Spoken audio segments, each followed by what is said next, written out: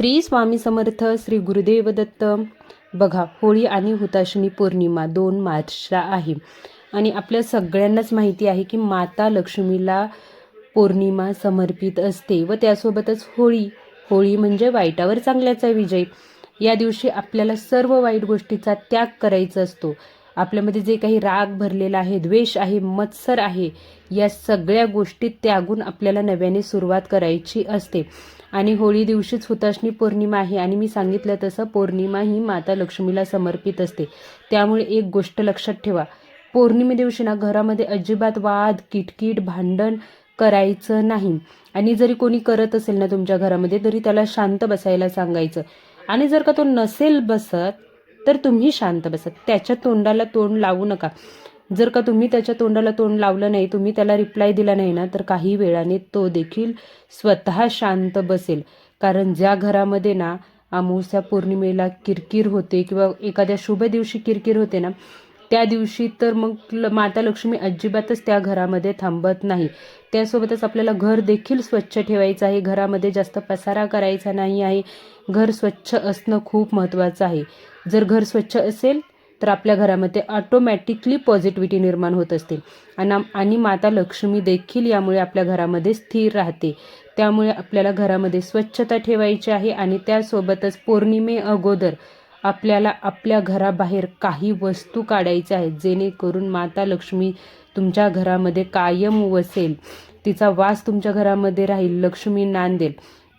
बघा, lower class असू द्या किंवा मिडल क्लास फॅमिली असू द्या, त्याच्यामध्ये काय असतं, तुम्ही असो किंवा मी असो, आपण काय करतो की एखादी वस्तू आपल्याकडे असेल ना, तर जपू ठेवतो.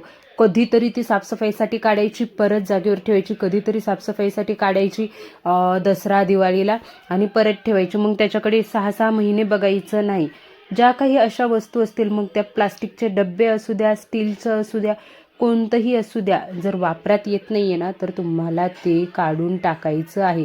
काय होतं, अशा वस्तू आपण कुठेतरी पोटमाळ्यावर ठेवू किंवा कपाटावर एखाद्या पोत्यात घालून ठेवतो किंवा बाथरूमच्या वरती आपल्या असं पोटमाळ्यासारखं केलेलं असतं, तिथे पोत्यामध्ये भरून ठेवतो, बेडमध्ये भरून ठेवतो आणि त्या वस्तू आपल्याला लागत नसतात. आणि अशा ज्या बिनकामाच्या वस्तू आहेत ना, त्याच्यामुळे घरातला पसारा वाढतो आणि पसारा वाढला की माता लक्ष्मी त्या ठिकाणी स्थिर राहत नाही. त्यामुळे घरामध्ये मोजक्या आणि लागणाऱ्याच वस्तू आपल्याला ठेवायच्या आहेत. बिना कामाचा पसारा आपल्याला करायचा नाही. त्याच्यामुळे तुमच्याकडे जे काही स्टीलचे डबे असतील किंवा स्टीलच्या वस्तू असतील, प्लास्टिकचे डबे असतील, मी असं म्हणत नाही आहे की तुम्ही फेकून द्या कचऱ्यामध्ये.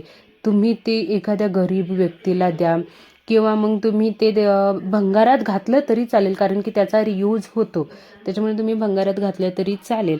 पण ज्या वस्तू तुमच्या कामाच्या नाही आहेत ना, फक्त कधीतरी कामाला येतील म्हणून तुम्ही ठेवत असाल ना, तर त्या वस्तू पौर्णिमेच्या अगोदर घराच्या बाहेर नक्की काढा.